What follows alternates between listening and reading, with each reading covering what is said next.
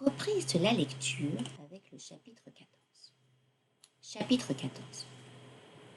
Dans ce chapitre, Fatima nous raconte un sauvetage qui échoue dans une briqueterie. Un patron exploite plusieurs familles. Les parents, les enfants travaillent, ils sont payés. Mais ils doivent payer un loyer, la nourriture aux propriétaires. Tout l'argent est dépensé auprès du maître. Cela ne suffit même pas. Les familles ont des dettes, les enfants héritent des dettes de leurs parents. C'est sans fin. Chapitre 15. Iqbal remporte le prix Jeunesse en Action de 15 000 $ versé par Reebok pour récompenser un enfant qui s'est distingué dans une cause utile. Il va aller à Boston avec Eshan Khan pour le chercher. Et avant, ils vont aller en Suède à une conférence internationale sur les problèmes du travail. Iqbal a aussi obtenu une bourse d'études dans une université près de Boston pour étudier et pouvoir devenir avocat un jour. Le village de Fatima a été retrouvé. Fatima est triste de tout ça. Elle devrait être heureuse, mais elle est triste de devoir quitter Iqbal. Fatima apprend que sa mère est morte. Son frère aîné et son jeune frère vont partir avec elle dans un pays étranger pour faire fortune. Iqbal part pour l'Amérique. Fatima rentre chez elle.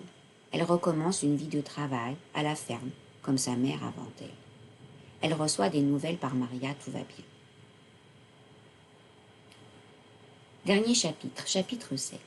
Avant de partir en voyage, Fatima reçoit une lettre de Maria. Elle lui relate malheureusement le décès d'Iqbal. Il a été tué chez ses parents alors qu'il faisait du vélo, seul sur une route. Il s'est fait tirer dessus par des personnes en voiture. Mais il a lancé un mouvement au Pakistan. De nombreux enfants commencent à se révolter. Maria décide de prendre le flambeau. Elle va devenir avocate et continuer le travail du front. Voilà, donc l'histoire est terminée. Dans l'épilogue, on nous raconte en fait la vraie vie. Iqbal Masih a été assassiné à 13 ans à 30 km de Lahore dans son village en 1995. Ses meurtriers n'ont pas été trouvés. Eshan Khan a déclaré que c'est la mafia des tapis. Iqbal est devenu le symbole du combat contre la violence et l'esclavage, ainsi que pour la libération de dizaines de millions d'enfants.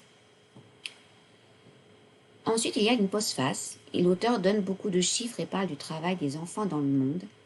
Il renvoie à des documents essentiellement en italien, puisque c'est un auteur italien. Et il parle également du rôle d'UNICEF. Voilà, la lecture du livre est terminée. Moi, j'ai beaucoup apprécié cet ouvrage, qui, je pense, est très intéressant. Il y a de très belles descriptions. Bien sûr, c'est un résumé.